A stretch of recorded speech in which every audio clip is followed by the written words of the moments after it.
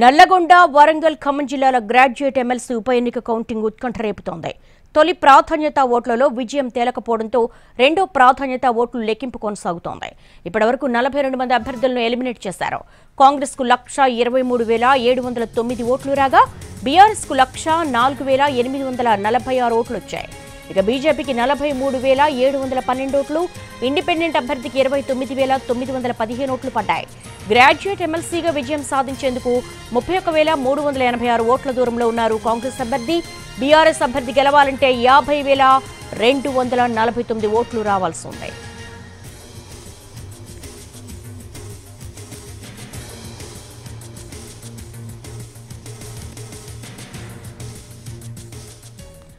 నల్గొండ వరంగల్ ఖమ్మం జిల్లాల graduate MLC ఉప ఎన్నిక కౌంటింగ్ ఉత్కంఠ రేపుతోంది.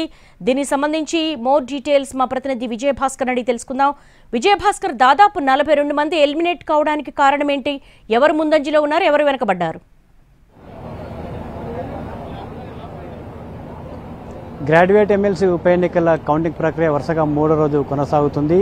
ఇక నిన్న సాయంత్రం ప్రారంభమైన రెండో ప్రాధాన్యత ఓట్ల లెక్కింపు ప్రస్తుతం కొనసాగుతుంది. ఎమ్మెల్సీ ఎన్నికంతా కూడా ప్రాధాన్యత క్రమంలో కౌంటింగ్ జరుగుతుంది కాబట్టి ఎవరైతే లీస్ట్గా ఓట్లు నమోదు చేసుకుంటారో వాళ్ళని ఎలిమినేట్ చేస్తూ రెండో ప్రాధాన్యత కౌంటింగ్ జరుగుతుంది. అంటే మొత్తం పోలై చెల్లిన ఓట్లలో కోటాను నిర్ధారిస్తారు. ఆ కోటా సాధించిన వాళ్ళు మాత్రమే ఎమ్మెల్సీ ఎన్నికల్లో విజేతలు అవుతారు. కాబట్టి ఆ కోటా వచ్చేంత వరకు కౌంటింగ్ ప్రక్రియ కొనసాగుతుంది. మొదటి ప్రాధాన్యత ఓట్లలో ఎవరు కూడా ఆ కోటా సాధించకపోవడంతో రెండో ప్రాధాన్యత కౌంటింగ్ అనివార్యంగా మారింది. ఈ నేపథ్యంలోనే 52 మంది అభ్యర్థులు, బరిలో ఉన్న 52 మంది అభ్యర్థులు తక్కువ ఓట్లు వచ్చిన వారిని కింది నుండి క్రమక్రమంగా ఎలిమినేట్ చేస్తూ వస్తున్న పరిస్థితి. ప్రస్తుతం మనకు 42 మంది అభ్యర్థుల ఎలిమినేషన్ ప్రక్రియ పూర్తయింది. ఈ ఎలిమినేషన్ ప్రక్రియ పూర్తయింది.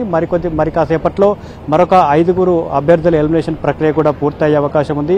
ఎవరైతే మొదటి 5 స్థానాలలో ఉన్నారో వాళ్ళలో నుంచి ఇండిపెండెంట్ అభ్యర్థికి సంబంధించి 5వ స్థానంలో ఉన్న ఇండిపెండెంట్ అభ్యర్థి ఎలిమినేషన్ ప్రక్రియ కూడా ప్రస్తుతం చివరి దశలో ఉంది. ఈ మొత్తం ఎలిమినేషన్ ప్రక్రియ 42 మంది ఎలిమినేట్ అయిన తర్వాత కాంగ్రెస్ పార్టీకి సంబంధించిన అభ్యర్థి, బీఆర్ఎస్ పార్టీకి మధ్య సంబంధించిన అభ్యర్థి మధ్య 31,386 ఓట్ల వ్యత్యాసం అయితే ఉంది.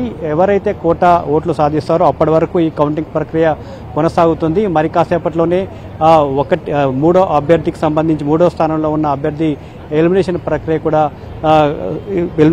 కూడా ప్రారంభమవుతుంది. అందుకు సంబంధించి అధికార యంత్రాంగం ఏర్పాట్లయితే చేస్తుంది. అయితే ఈ రెండో ప్రాధాన్యత ఓట్ల లెక్కింపుకు సంబంధించి పూర్తయ్యే వరకు కోటా ఓట్లు వచ్చేంత వరకు అయితే ఈ ఎలిమినేషన్ ప్రక్రియ కొనసాగుతుంది. ఈ ప్రక్రియ అంతా కూడా రాత్రి పొద్దుపోయేంత వరకు కూడా కొనసాగే అవకాశం ఉన్నట్టు కూడా తెలుస్తుంది. మొత్తంగా మొదటి రౌండ్ నుంచి ఇప్పటి వరకు కూడా కాంగ్రెస్ బీఆర్ఎస్ల మధ్య నువ్వా నేనా అన్నట్లు కొంత వ్యత్యాసం అయితే స్పష్టంగా కనపడతా ఉంది. మొత్తంగా ఈ కౌంటింగ్ ప్రక్రియ ముగిస్తే సాయంత్రం వరకు కీలకమైన ఇండిపెండెంట్ అభ్యర్థికి సంబంధించి ఎలిమినేషన్ ప్రక్రియ పూర్తయి ప్రధాన పార్టీలకు సంబంధించిన అభ్యర్థికి సంబంధించిన కౌంటింగ్ అయితే జరిగే అవకాశం ఉన్నట్టుగా తెలుస్తుంది. రాత్రి పొద్దుపోయేంత వరకు కూడా ఈ కౌంటింగ్ జరిగే అవకాశం ఉంది. పొద్దుపోయిన తర్వాతనే ఎమ్మెల్సీ ఎన్నికకు సంబంధించి ఒక తుది ఫలితం కూడా వచ్చే అవకాశం ఉన్నట్లు కూడా అధికారులు అంచనా వేస్తా ఉన్నారు. దేవి, ఆల్ రైట్ విజయ్ భాస్కర్, చాలా వరకు కూడా పట్టభద్రులకు